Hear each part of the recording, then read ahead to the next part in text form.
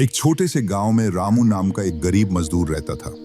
वो रोज सुबह सूरज निकलने से पहले काम पर निकल जाता और देर शाम थका हारा घर लौटता। उसकी कमाई बहुत कम थी, लेकिन उसका दिल बहुत बड़ा था। उसी गांव में एक सेठ भी रहता था, सेठ धनराज। उसके पास बड़ी हवेली, खेत, दुकानें और ढेर सारा सोना चांदी था। लेकिन जितना धन बढ़ता, उसका लालच भी उतना ही बढ़ता जाता। वो मजदूरों से बहुत काम करवाता, पर मजदूरी कम देता। एक दिन रामू सेठ के गोदाम में अनाज की बोरियां उठा रहा था।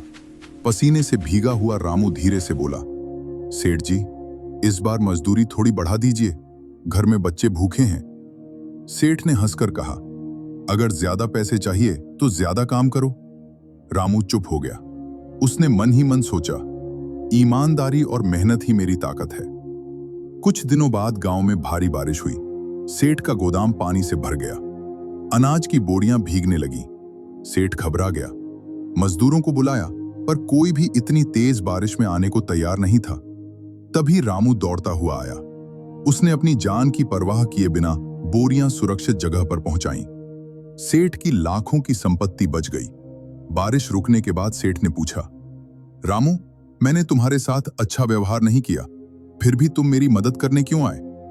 रामू मुस्कुराकर बोला, सेठ जी, इंसानियत सबसे बड़ा धन है। अगर मैं मदद नहीं करता तो मैं अपने आप से नजरें नहीं मिला पाता। रामू की बात सुनकर सेठ का दिल पिघल गया। उसे अपनी गलती का एहसास हुआ। उसने मजदूरों की मजदूरी बढ़ा दी और गरीबों की मदद करने लगा। धीरे धीरे गांव में उसकी इज्जत बढ़ने लगी। उसे समझ आ गया कि असली दौलत पैसा नहीं, बल्कि अच्छे कर्म और इंसानियत है। सीख: लालच इंसान को छोटा बनाता है, लेकिन दया और ईमानदारी उसे महान बनाती है।